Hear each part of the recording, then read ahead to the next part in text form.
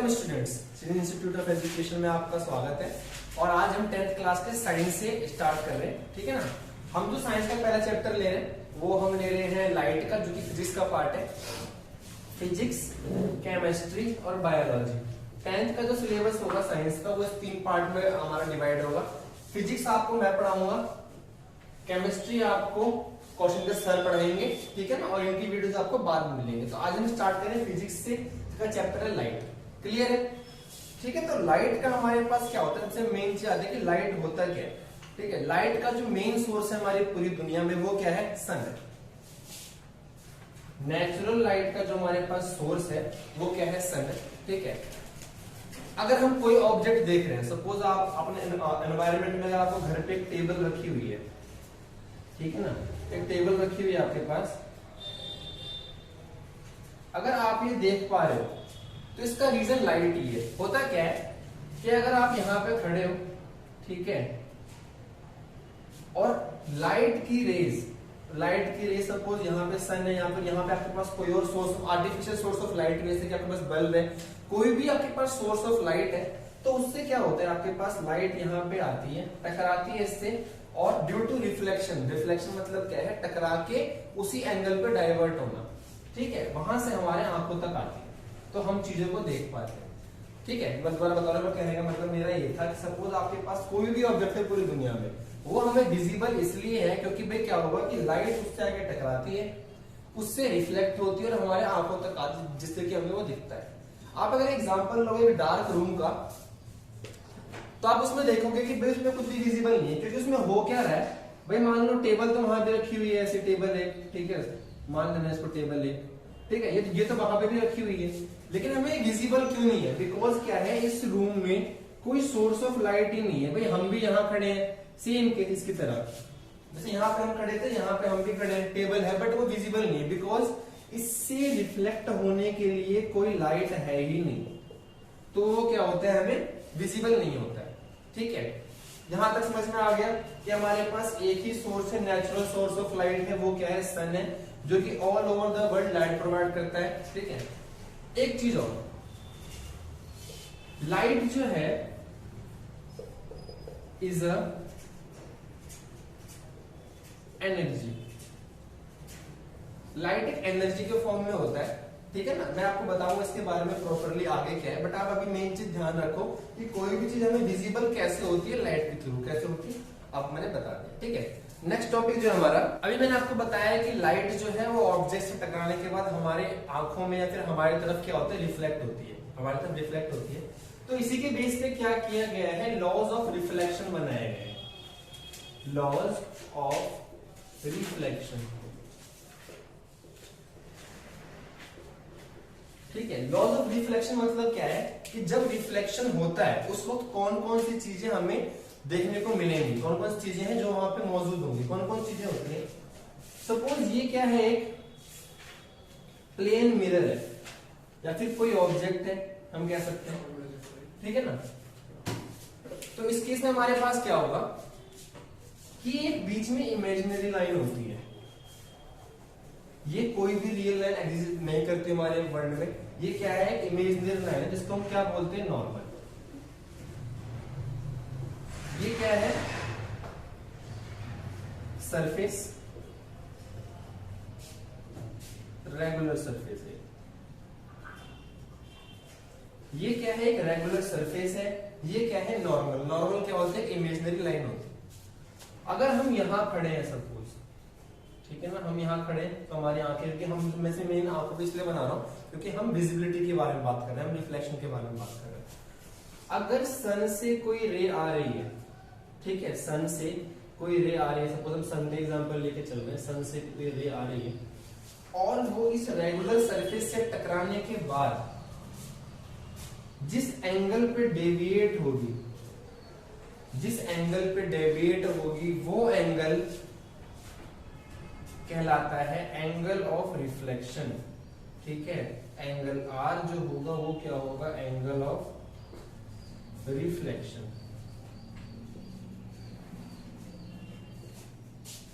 और जिस एंगल से वो आ रही है उसे क्या बोलेंगे हम, एंगल ऑफ इंसिडेंस।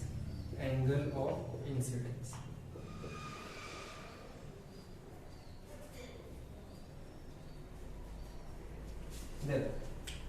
जहां से लाइट हमारे पास आ रही है वो जब सरफेस से टकराएगी, जिस एंगल पे टकराएगी उसे हम क्या बोलेंगे, एंगल ऑफ इंसिडेंस। जिस एंगल पे जाएगी उसे क्या हम बोलेंगे, एंगल ऑफ रिफ्लेक्शन। ठीक है, जो इसके बीच में एक लाइन है जो एक इमेजिनरी लाइन होगी उसे हम क्या बोलते हैं, क्या बोलते हैं, नॉर्मल बोलते हैं। ठीक है, और ये सरफेस हम कह रहे हैं रेगुलर सरफेस है।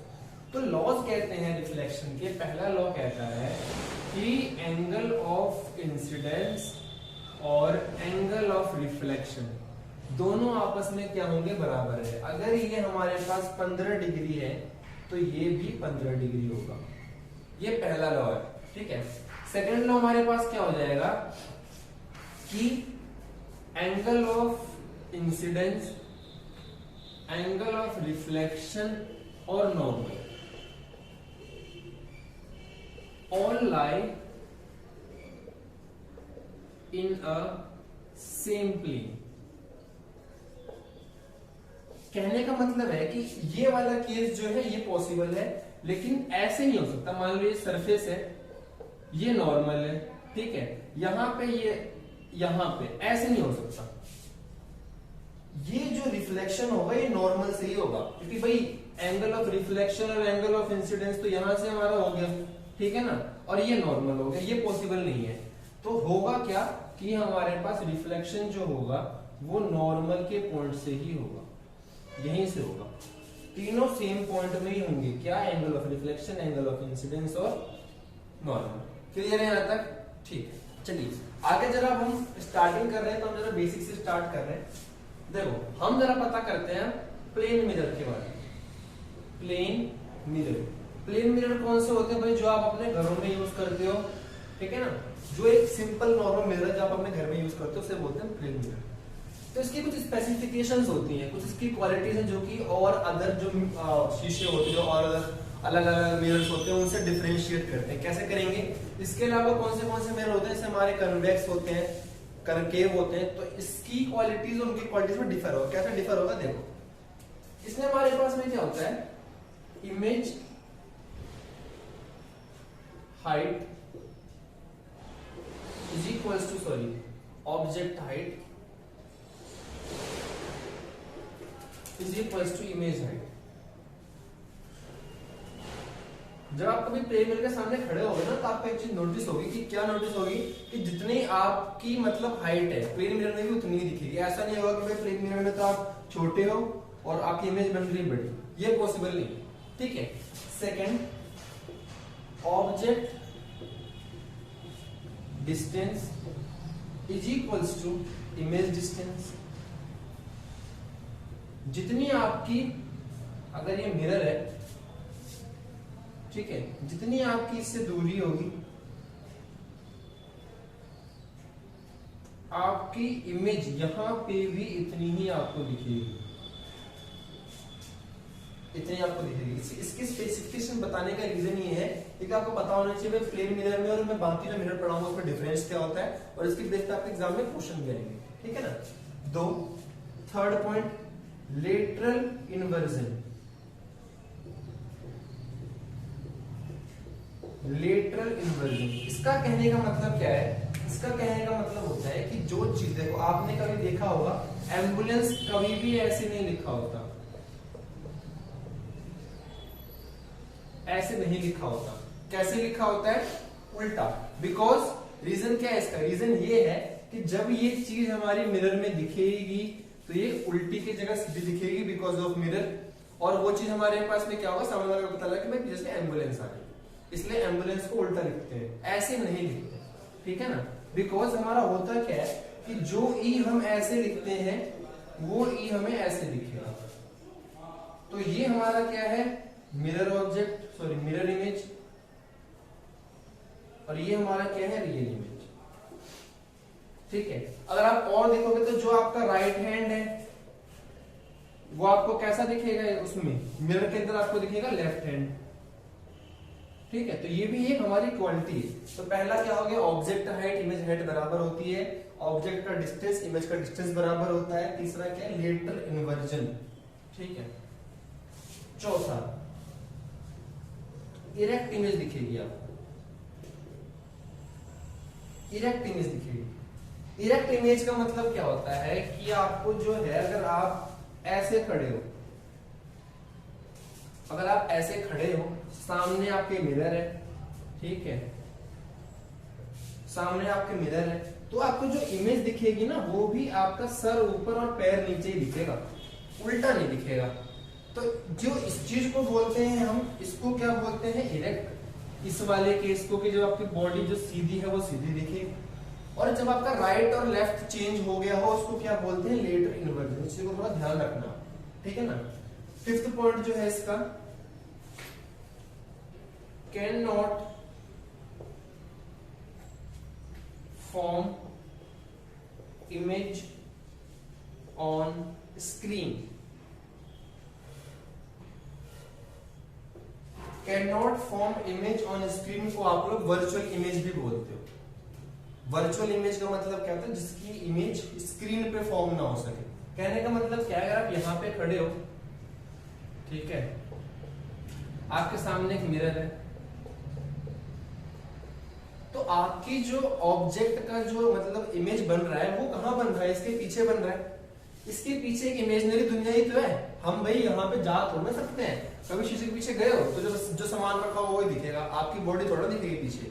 तो वो क्या है, वर्चुअल है। वर्चुअल मतलब आपको पता है ना कि जो रियलिटी नहीं है, तो उसकी हमारे पास वर्चुअल इमेज बनेगी, वर्चुअल इमेज बनेगी। क्लियर है, ठीक है ना। तो ये हमारे पास 5 पॉइंट है इसके, जो कि हमारे पास क्लासिफिकेशन करते हैं मिरर इमेज का। पहला पॉइंट क्या था, ऑब्जेक्ट की हाइट इमेज की हाइट बराबर, ऑब्जेक्ट का डिस्टेंस इमेज का डिस्टेंस बराबर, लेटर इन्वर्जन मतलब राइट का लेफ्ट, लेफ्ट का राइट, और इरेक्ट मतलब सीधे की सीधी दिखेगी, और फिफ्थ क्या है, वर्चुअल इमेज दिखेगी, रियल नहीं होगी वो। क्लियर, ठीक है, आगे बढ़ते हैं। अभी हमने पढ़ा प्लेन मिरर के बारे में, अब हम आगे पढ़ रहे हैं स्फेरिकल मिरर। होता क्या है, अगर आपके पास सपोज ये क्या है, मिरर बॉल है, मिरर बॉल है एक, जब हम इसको डिवाइड करेंगे ना यहां से, तो एक पार्ट आपका ऐसा बन जाएगा और एक पार्ट आपका ऐसा बन जाएगा, ठीक है ना। एक पार्ट में आपके पास क्या होगी, अंदर की तरफ पॉलिश होगी, और एक पार्ट में आपके पास क्या होगा, बाहर की तरफ पॉलिश होगी, ठीक है। एक पार्ट आपका क्या होगा, अंदर की तरफ पॉलिश होगी, मतलब इसमें जो रिफ्लेक्शन होगा ना, इसमें रिफ्लेक्शन यहां से होगा, ठीक है, यहां से होगा रिफ्लेक्शन। अगर ये रे ऑफ लाइट है तो इसमें जो रिफ्लेक्शन होगा यहां से होगा। इस वाले केस में आउटर पार्ट से होगा, ठीक है ना, इसमें यहां से रिफ्लेक्शन होगा, तो भाई यहां पे चल जाएगा, ये यहां पे चला जाएगा। हमारे मिरर में क्या था भाई, हमारा मिरर ये है, सॉरी, अगर हमारा मिरर ये है तो यहां से लाइट आती है और यहां पे मूव कर जाती है, बट इस केस में ऐसे रिफ्लेक्शन होगी। लेकिन होता क्या है, अगर ये हमारे पास एक मिरर बॉल है, तो इसमें क्या होगा, मैंने यहां से डिवाइड किया, तो ऑब्वियसली बात है कि ये वाली चीज क्या होगी, आर, रेडियस होगा इसका। इस रेडियस को हम क्या बोलते हैं, सी भी बोलते हैं, सेंटर ऑफ कर्वेचर, या फिर इसको आप रेडियस बोल सकते हो, इसको रेडियस ही, रेडियस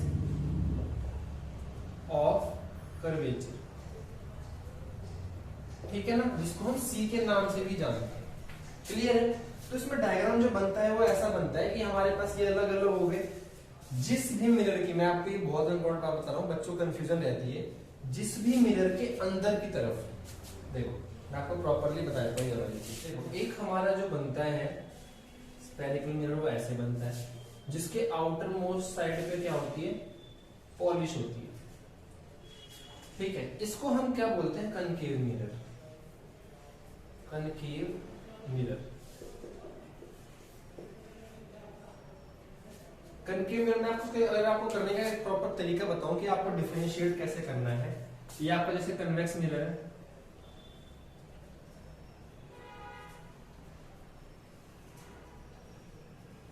कन्वेक्स मिरर, इसमें जो आपकी होती है पॉलिश, वो होती है अंदर की तरफ, ठीक है। ये हमारा क्या है, कन्वेक्स मिरर।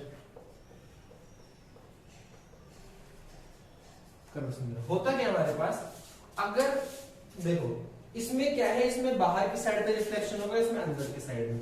अगर आप इसको ध्यान से देखो तो ये केव की तरह दिख रहा है, गुफा होती है, डैन होता है, तो ये केव की तरह ही तो है, हम अंदर जा रहे हैं इसके, ठीक है। तो आप इसको बोलोगे कनकेव, और कनकेव के अलावा क्या बचे, कन्वेक्स। तो ये इसको ध्यान में एक अच्छा तरीका है।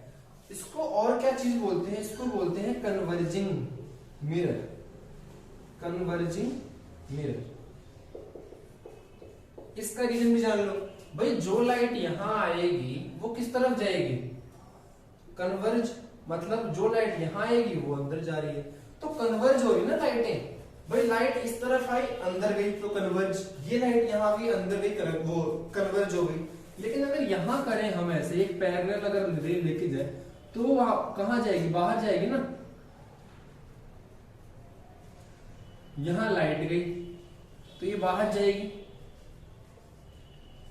यहां लाइट गई तो बाहर जाएगी, बाहर जा रही लाइट, तो इसे हम क्या बोलेंगे, डाइवर्जिंग मिरर, डाइवर्जिंग मिरर। दो हो गए हमारे पास, एक हो गया हमारे पास कन्वर्जिंग मिरर, एक हो गया हमारे पास डाइवर्जिंग मिरर, ठीक है ना। अब देखो इसमें हमारे पास क्या क्या चीजें होती हैं, देखिए इसमें हमारे पास क्या होता है, इसको बोलते हैं प्रिंसिपल एक्सिस, इसको हम क्या बोलते हैं, प्रिंसिपल एक्सिस, ठीक है। प्रिंसिपल एक्सिस हो गया हमारे पास, जिस पॉइंट पे हमारा कर्वेचर है, जिस पॉइंट पे हमारा मतलब कि जो ये स्फेरिकल मिरर है, उस पॉइंट को हम क्या बोलते हैं, पोल, ठीक है। इसका सेंटर ऑफ कर्वेचर मैंने आपको बताया था भाई, कहीं ना कहीं से तो मिरर टूटा होगा, ठीक है ना। अगर ऐसे मिरर हमारा कर्वेचर था, हमने अगर यहां से ब्रेक किया तो यहां से यहां तक की दूरी को क्या बोलेंगे, हम कर्वेचर बोलेंगे, रेडियस ऑफ कर्वेचर बोलेंगे, ठीक है ना। तो इसको हम क्या नाम देंगे, सी, और इसको हमने नाम दे दिया पोल, पी। इन दोनों के बीच की दूरी हमारी क्या कहलाती है, फोकस, ठीक है। अच्छा भाई बात हुई फोकस क्या है, फोकस वो पॉइंट होता है, सपोज किसी भी रे में, सॉरी किसी भी मिरर में हमारे पास अगर एक पैरेलल रे जाएगी, अगर यहां से एक पैरेलल रे आए, यहां से एक पैरेलल रे आए, तो जहां पे जाके मीट होगी, देखो अगर ये एक पैरेलल रे आई, यहां भी एक पैरेलल रे आई, जिस पॉइंट से ये होकर जाएगी, जिस पॉइंट से ये होकर जाएगी, उसे हम लोग क्या बोलेंगे, focus. A point where parallel light along the principal axis meets is known as focus। जहां पे प्रिंसिपल एक्सिस के पैरेलल जो लाइट आएगी वो मीट होगी, उसे हम क्या बोलेंगे, फोकस।